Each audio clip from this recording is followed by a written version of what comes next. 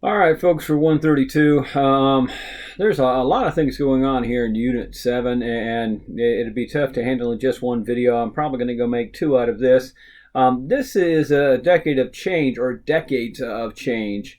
We start off in the 60s, we get into the 70s, we get into a lot of things just particularly happening. This is a decade of change and discovery. The document you've already got is Martin Luther King Jr., pardon me, Dr. Martin Luther King Jr.'s I Have a Dream speech. It's part of the civil rights movement. It's part of the March on Washington. And someone's going to say, well, that's not the 60s. And you're right, it's not the 60s, but it holds a lot of importance. It sets some precedents for the 60s because it's really about the invocation of participatory democracy, and that's one of your terms.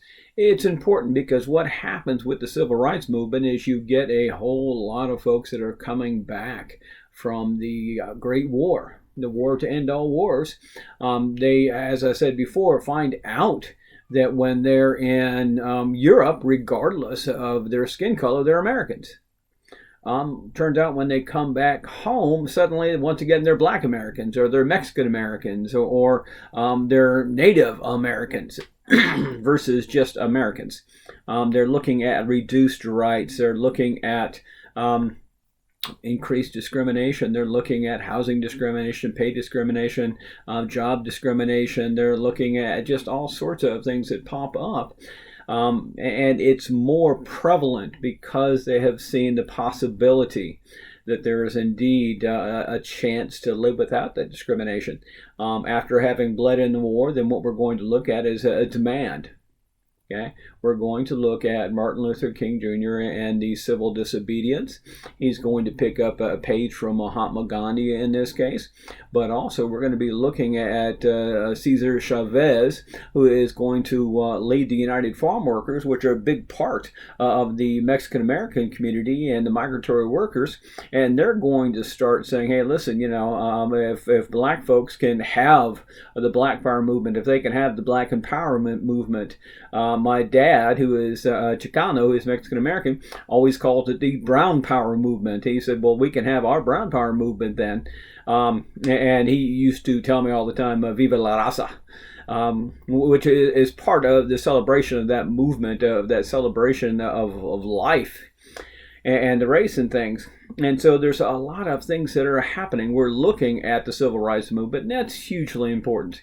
I urge you, if you will, to go online and look up Bloody Sunday, not the album by U2, but the crossing of the Edmund Pettus Bridge.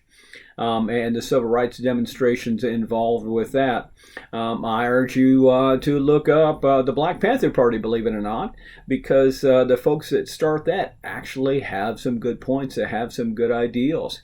It gets a little bit more radicalized, and there's some discussion about how it becomes radical, but they have some good things in mind, and they've got some honest changes in mind of what they want to do. The participatory democracy is important because we're actually calling back to the American Revolution. We're calling back to the French Revolution in a way that says, hey, listen, the man in the street, the man in each and every home, in this case, a woman in each and every home, because we're looking at the birth of the women's movement. We're looking at women's empowerment. And yeah, I know that happened long before now, but we're looking at what will become now, NOW, the National Organization of Women. We're looking at the strive to pass the ERA, which, depending on who you want to talk to, is or is not getting passed, and now ideas. There's a lot of things happening at this particular point, so I want you to be aware of all those as you're doing the reading. We are having a realization of many things. I love that in the last unit we discovered that coming out of the war that there's something called a teenager, and that there's a transition in between being a kid and being an adult that we call a teenager, and we're going to recognize that, but then we're also going to recognize there's some other things happening. I think the book is interesting. It talks about the Lavender Menace. And if you're not familiar with the Lavender Menace, that is the movement of what we refer to as the LGBTQ plus movement nowadays, and it actually has its roots all the way back in here. The American Indian movement, the Red Power movement, has its roots back in here. These Stonewall riots, which are part of that Lavender Menace that they're talking about, are here. And so what we're looking at is people are realizing that, yeah, they fought a war, but in fighting the war, they were part of, in some cases, the home front. And the home front was the people here that they could stage a movement, they could stage a momentum, that they had a voice, they could make a difference. And this difference is what we're looking at right now, and we're looking at change. Let's set up the rest of this before I get any farther lost at this particular point.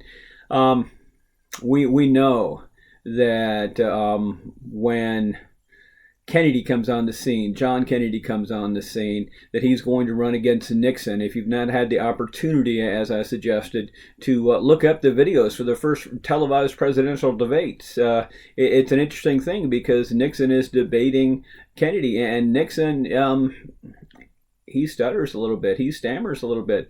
He perspires on camera, which is a primordial sin at this particular point, because Kennedy looks cool and calm and collective. Kennedy has a nice tan. He is well-spoken.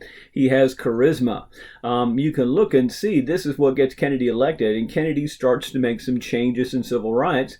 Here's the thing you have to realize about Kennedy is he pushes civil rights before he becomes president. But when he becomes president, he knows that he has to get reelected. He knows he has to have the folks in the South, those Democratic folks in the South that aren't particularly as open-minded as he is, he needs to have them on his side to get reelected. So what he'll do is he'll tap his Vice President, Johnson. Yo, Johnson, what I'm going to need for you to do here is go ahead and push this civil rights legislation. And so Johnson is going to get the right, he's going to get the job of pushing civil rights legislation, of opening up some doors, of being insistent. And he does a good job of that, in spite of the fact that he is a hardened, somewhat discriminatory Texas oil man. I mean, he actually creates some pretty good changes. And so when Kennedy gets shot and Johnson takes over, he's going to keep on pushing that agenda. Johnson's big thing is going to be his war on poverty.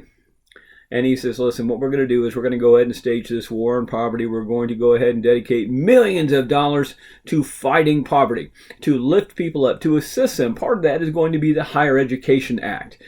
He's going to create the very community college system that we're taking part in right now, because he realizes to educate people, to lift them up, to give them the possibility of getting a better job, to give them a degree, to help them achieve knowledge, is going to open more doors than just giving them money.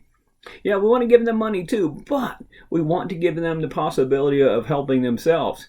And he is going to stage this war on poverty. Unfortunately, he's also going to get handed another war. And if you're not familiar with the Vietnam War, this is where this comes in. Because Kennedy is gifted the Vietnam War, and Johnson is going to be gifted the Vietnam War. And eventually what will happen is Nixon will be gifted this same war. It's going to be handed off and off and off and off and off. The trick here you have to know is that the Vietnam War is unwinnable, folks. It's unwinnable, and each and every president that picks it up knows this. And we'll talk a little bit more when we get to the Pentagon Papers. But the thing is, none of those want to be the president who loses a war, this one or any other. So what we'll do is we'll talk about the war. We'll talk about how it's going to kill Johnson's war on poverty. He still gets to make some changes, but he doesn't get that fight that big battle. His war on poverty is part of this actionary movement, part of this participatory democracy, because getting people into colleges is going to create a problem for Johnson as well. So I'm going to go ahead and pick this up in the next discussion.